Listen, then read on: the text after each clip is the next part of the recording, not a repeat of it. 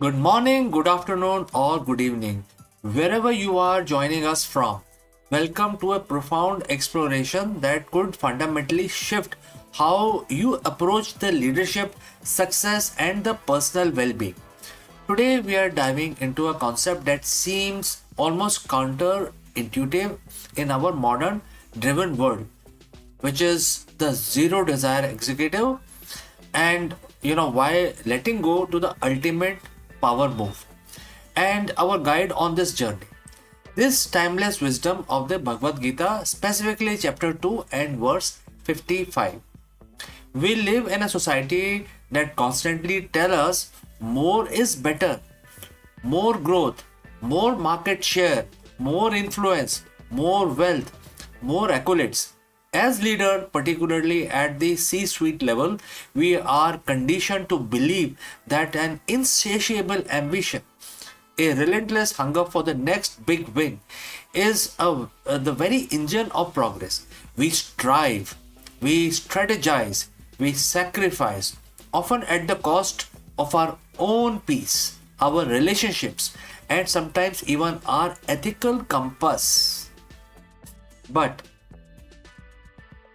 if I told you that the key to greater power, more sustainable success, and unshakable resilience lies not in chasing but in letting go?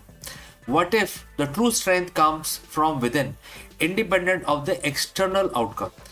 This isn't some new age philosophy devoid of practical application.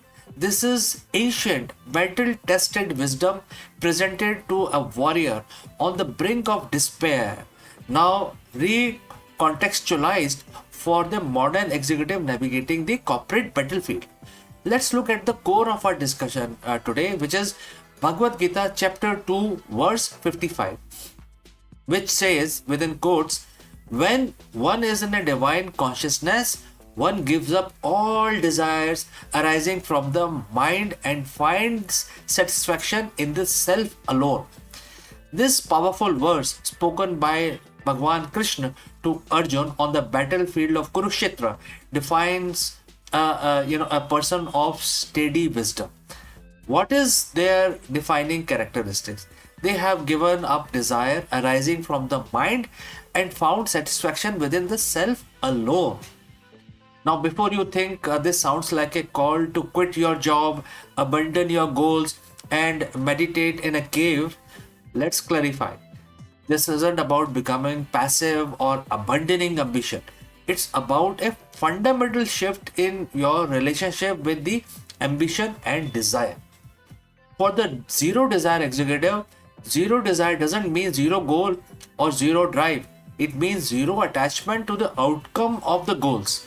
It means freedom from the emotional roller coaster that comes with chasing external validation, quarterly reports, or competitor metrics. Think about it. How many sleepless nights have you spent agonizing over deals that didn't close, didn't materialize? How much stress you have endured over the market downturn, feeling your self-worth plummet with this stock price? How often do you find yourself constantly moving the goalpost, never truly satisfied, always seeking the next big thing even after a monumental achievement? This relentless pursuit fueled by desire creates a fragile foundation for leadership. Your happiness, your confidence, your sense of success become entirely dependent on the external factors largely outside your control. The Gita offers an alternative, emotional sovereignty. When you find satisfaction in the self alone, you become unshakable. Your internal state is no longer dictated by the stock market, competitors' move, or even the immediate success or failure of the project. You operate from a place of intrinsic clarity and strength. Now, let us explore what this looks like in the modern boardroom. First is unbiased decision making. When you are free from the personal desire for a specific outcome, whether it's the prestige of a big acquisition or the fear of perceived failure, your decisions become clearer, more objective. You can analyze situations with less ego and more strategic insight. You make choices based on what is truly best for the organization and not that inflates your personal resume. Number two, resilience in adversity. Setbacks are inevitable.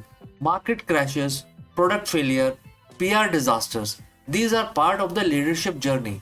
For the executive driven by external desires, these events can be devastating, leading to burnout, depression, or even unethical shortcuts.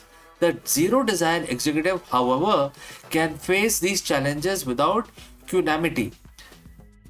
They acknowledge the situation, learn from it, and pivot without their core sense of self being shattered.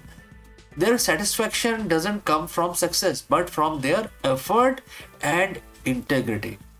Number three, authentic leadership. Employees can sense insincerity. A leader constantly chasing the next metrics or applause isn't truly connecting. A zero desire executive leads from a place of deep authenticity. Their actions are aligned with their values, not just external rewards. This builds trust, fosters loyalty, and inspires teams to perform at their best, not out of fear, but out of shared purpose. Number four, sustainable well being. The relentless grind of the modern leadership often leads to burnout. By detaching from the emotional highs and lows of desire, leaders can cultivate a profound sense of inner peace. This doesn't mean becoming complacent. It means channeling your energy into effective action without the coercive internal friction of anxiety and attachment. You become more present, more focused, and ultimately more energized for a long haul. So, how do we as modern executives begin to cultivate this zero desire mindset? It's a journey, not a destination, but here are few starting points. Practice self-awareness. Begin to observe your desires. When you feel that the urge for more or the sting of disappointment, pause, ask yourself, is this serving me well? Is my happiness truly dependent on this external factor? Focus on the process, not just the outcome.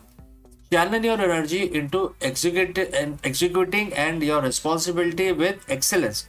Do your duty, within quotes, dharma, with dedication, but practice releasing attachment to the specific result. As Gita also teaches, you have right to perform your prescribed duty, but you are not entitled to the fruits of action. Cultivate gratitude. Regularly acknowledge what you already have and what you have already achieved. This shift your focus from what is lacking to what's abundant, fostering a satisfaction within. Mindful pauses. Incorporate short moments of mindful, throughout your day. Even 60 seconds of focused breathing can help you reconnect with your inner self, independent of your to-do list. The zero desire executive is not an executive without an ambition. It's an executive whose ambition is purified. An executive who understood that the true power isn't about control over the external world, but mastery over the internal ones. It's about finding that deep, unwavering satisfaction in the self alone, so that every action you take comes from a place of strength, clarity, and the genuine purpose. This action-based wisdom coming from the ancient script delivered 7,000 years ago remains profoundly relevant. In a world of constant flux, it offers an anchor. In a world of relentless striving, it offers a sustainable peace. Embrace the wisdom of Gita, chapter 2, verse 55. Discover why letting go is truly an ultimate power, is a power move for the modern leader. So, friends, what do you think about this? Please do let me know in your comments below. Thank you for joining live, and I hope this exploration inspires you to look inwards and unleash a new kind of power in your leadership journey. Catch you in the next one.